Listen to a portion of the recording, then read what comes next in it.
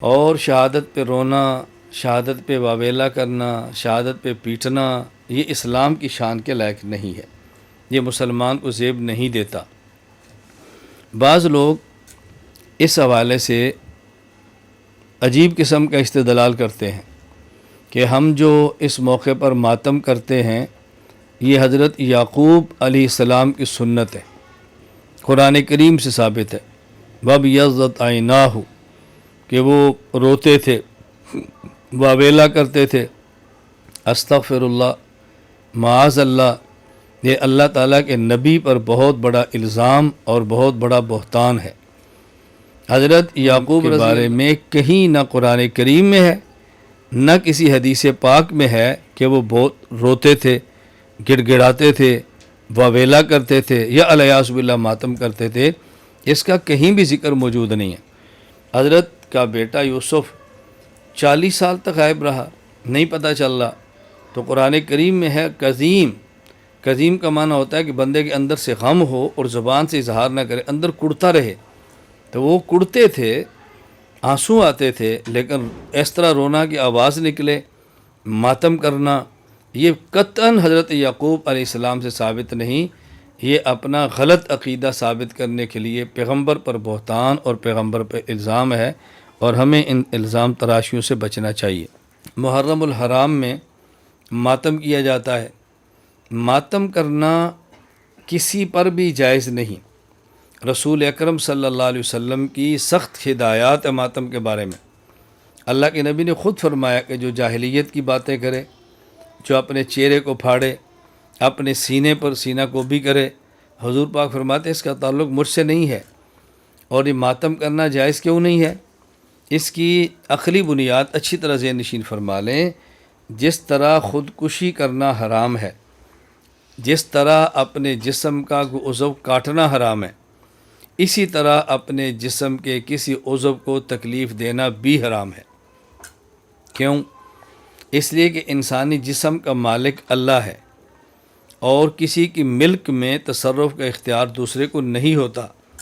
جس طرح ایک آدمی کی زمین ہے، وہ زمین کا مالک ہے، تو دوسرا بندہ اس کی زمین میں اپنی مرضی سے نہ پانی دے سکتا ہے، نہ ہل چلا سکتا ہے، اپنی مرضی سے نہ پٹھے کاٹ سکتا ہے، اپنی بندہ کسی کا کوئی آدمی مالٹا یا گنا یا کوئی چیز کھینچ سکتا ہے، بھی اس کا مالک ہی نہیں ہے۔ تو جس طرح اللہ تعالیٰ نے دنیا میں بندے کو بعض چیزوں کا مالک بنایا ہے، اور دوسرا بندہ اس میں تصرف کرے، دوسرا بندہ اس میں اپنے اختیارات استعمال کرے بغیر اجازت کے، تو ناجائز ہے۔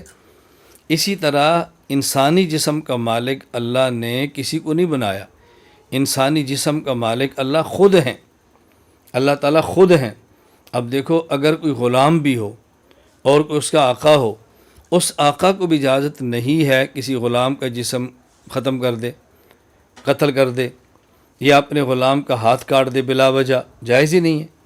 تو اس کی وجہ کہ انسانی بدن کے حقیقی اختیارات اللہ نے اپنے پاس رکھے ہیں، تو جو شخص خودکشی کرتا ہے وہ اللہ کی ملک کے اندر اپنا ناجائز تصرف کرتا ہے۔ جو شخص اپنے عضو کو کاٹتا ہے وہ اللہ کی ملک میں ناجائز تصرف کرتا ہے۔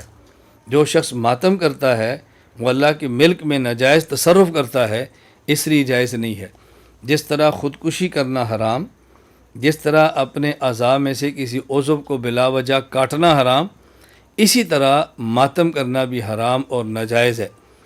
اس کا تعلق صرف محرم کے ساتھ نہیں ہے۔ محرم میں تو بندہ ماتم کرتا ہے، اس لیے میں کہہ رہا ہوں ہر بندہ لگا ہوتا ہے، ہر دوسرا بندہ جو جاہل ہے وہ لگے ہوتے ہیں۔ اس کا تعلق محرم سے نہیں ہے۔ اگر ویسے بھی کی اموات کی موت ہو جائے، کسی عورت کا شوہر فوت ہو جائے، اب اس عورت کے لیے پیٹنا حرام ہے، اس عورت کے لیے اتنی اونچی آواز سے رونا کہ نامحرم مرد سنے، یہ حرام ہے، اس عورت کے لیے جاہلیت کی باتیں کرنا یہ حرام ہے۔ تو شریعت نے منع کیا ہے، اور ہماری بطور خاص ماؤں کو، بہنوں کو، بیٹیوں کو اس کا بہت خیال کرنا چاہیے۔ دیکھیں، شریعت کے مسائل اسی لیے ہوتے ہیں، ان مسائل کو سنا جائے اور پھر مسائل پر عمل کیا جائے۔ اس لیے نہیں ہوتے کہ مسائل سنے جائیں اور مسائل پر عمل نہ کیا جائے۔ تو ہمارے ہاں ہر روز کوئی نہ کوئی میت ہوتی ہے، اور لوگوں کو میت پہ جانا ہوتا ہے، اللہ کے لیے ہماری مائیں بہنیں بیٹی ہیں، اس کا بہت احتیاط کریں، بہت زیادہ خیال کریں کہ ایسے کام ہرگز نہ کریں۔ اپنا سینہ پیٹنا، اپنے چہرے کو پیٹنا، چہرے کو نوچنا اور زور زور سے بیان کرنا، یہ حرام اور ناجائز ہے، اس سے بچنا چاہیے۔